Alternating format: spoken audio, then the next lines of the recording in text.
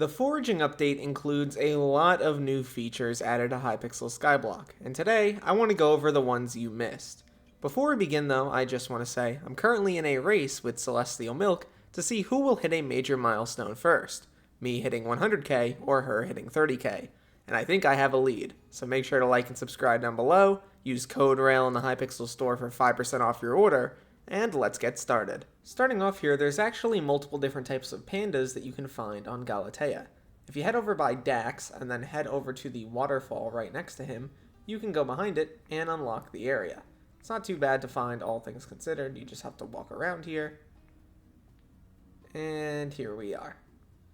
Basically how this works is that there's two different types of pandas that you can find in this zone, and you feed them using bamboo, which is pretty much all over the place. You just feed the panda, and if you do it enough, the panda will explode, and you'll get their shard. What's interesting though is that there's actually two different types, and they are dependent on the Skyblock season. So what's interesting about this is that this type of panda, the bamboo leaf, is only around during spring and summer. And if I open up my attribute menu and look over here, you can see the other type, Moki Bears, are only actually active during autumn and winter. So keep that in mind, you are going to come here multiple times throughout the Skyblock year. Flex bones are another new item that I've heard a lot of people asking about. In order to get them, you're going to start by heading to Nemo, and then head inside the cave here. You're going to make a right, and you can actually speak to this NPC right here, Martin. He basically talks about the fact that you're able to actually get flex bones in this area. There aren't any sea creatures here, but I do recommend using this area to get them. And you're going to want them because you're going to want to upgrade your net, and if you want to make the upgraded fishing nets, you will in fact need flex bones. There are other reasons why you would want to get these obviously, but this is how you're going to do it. Also keep in mind when you fish in here, the flex bones are considered treasure, so anything that boosts treasure is something you're going to want to use. Get those stereo pants on. Did you know that there's a lava area on Galatea? If you start over by the red house and then head over to the side, you can actually find it over on the side of the cliff. There's another way to get here through the water as well, but for now we're just going to take this route. This is also where you're going to find striders, and if I don't fall off the map, you can see there they are. You can also lava fish here, and if you open up the sea creature guide, you can see that there's actually quite a few sea creatures on Galatea. Some of these do drop important things like mancors or sea lumis. As well, you're going to want to get the actual attributes from these guys as well. I've gotten a lot of questions about sweep details, which are basically little chat messages that appear whenever I chop down a tree that tell me how much sweep I'm getting, as well as other details related to the tree. You can access these in Swoop's menu, over on the bottom right. But if you want to also access this from anywhere, you can do /tree gifts, and there you go. You can also see all of the other information as to how Galatea works.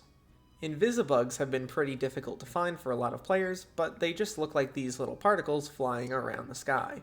You're not going to use a fishing net to catch them, you need a lasso, but the moment you throw it, you should get it. Keep in mind they float underneath the trees for the most part. The shulkers can also be kind of annoying to find and are hidden all over Galatea. They are these little guys. You basically want to walk over them a few times until they actually open up. It will take a couple attempts, but eventually you will get it. You're going to back away a few blocks, and you're going to hit their little beam back at them. You're going to do this a total of 3 times, and you'll get their shard. You actually need a lot of these for some pretty important overall buffs. If I look up hide, you can see that there's a ton of these, and you get them all from fusing the original hide on leaf shards. This also includes tuning points, sack size, accessory bag slots, Gudra teeth chance, catacombs boss quality, and much more. If you want to know where to spend all of the forest essence that you're getting on Galatea, you need to speak to Rosemary. She's located at the top of the castle at the back part of the Moonglade Marsh. Notably, you're able to spend pretty much all of your essence here, get a bunch of upgrades. It's pretty nice. At 8 p.m. Eastern, pretty much every single night, you can head over to Kiara and pick up her attributes. These are all specialized attributes though. They are reptiles and amphibians, which means that they only require 2 shards to combine inside of the fusion machine instead of 5. Make sure you pick these up, they are super useful. Next up, there's a couple areas I want to show off in the water zone. Heading across the lake from Nemo and passing Agatha, we can find our first area. It's basically in this little room with a pipe thing above it. When you head inside, you'll be able to find a bunch of Tidetots. They are pretty much all over the place here.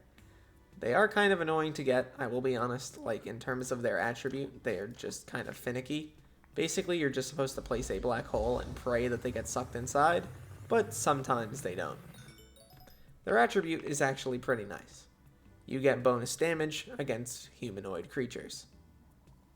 Heading outside this area, another thing you may want are Lumi Squids. These allow you to get a lot more pressure resistance. From the left side here, we can head down in this dripstone cave, the same one you would use to access the Jade Dragon, and instead of going right, we're going to go left.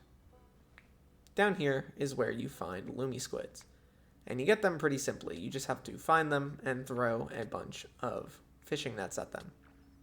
They get smaller, they teleport around, but hopefully you will be able to catch them, unlike me right now, who is failing. There we go, I actually got it at the very end.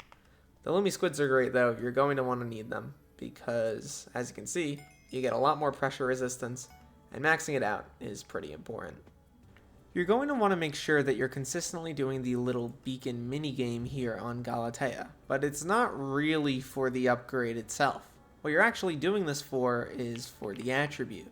There's an attribute related to this whole thing. If you look up beacon in the attribute menu, you can see the beacon Zealot. Basically how this works is that it increases the effects of beacons on you, but it also gives you a chance to find signal enhancers in tree gifts. You need the signal enhancers in order to upgrade the beacon's signal strength, which is pretty important to the late game of Galatea. So keep that in mind. As well, I've heard some reports that upgrading the beacon itself gives you a higher chance to find beacon mites from the tuning aspect of the beacons, but I don't know if that's true. I just know that you get the beacon mites in the first place from tuning. Spikes are another new little fish that you can find in the waters of Galatea.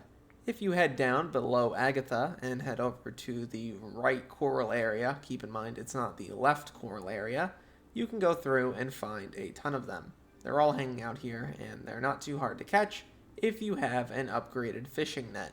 Keep in mind, in order to upgrade the net, you're going to actually need a lot of flex bones, so that gives you a reason to go grind them from earlier. Lastly, back in Tangleberg, you're going to want to speak to Loris if you care about the lore of the game. There's actually a lot revealed in his dialogue to you, so I highly recommend you reach out to him and speak to him if you want to get that information. You can find him right here in the library. Overall, I hope this video was helpful in teaching you a few things you may not have known about Galatea. If you want to know more about things like the god temples or, for example, the fairy souls, I've already made full videos on both of those. Please let me know what you think in the comments down below. Make sure to like and subscribe if you enjoyed. Use code RAIL on the Hypixel store for 5% off your order. And look to the future, fellas. I'll see you then.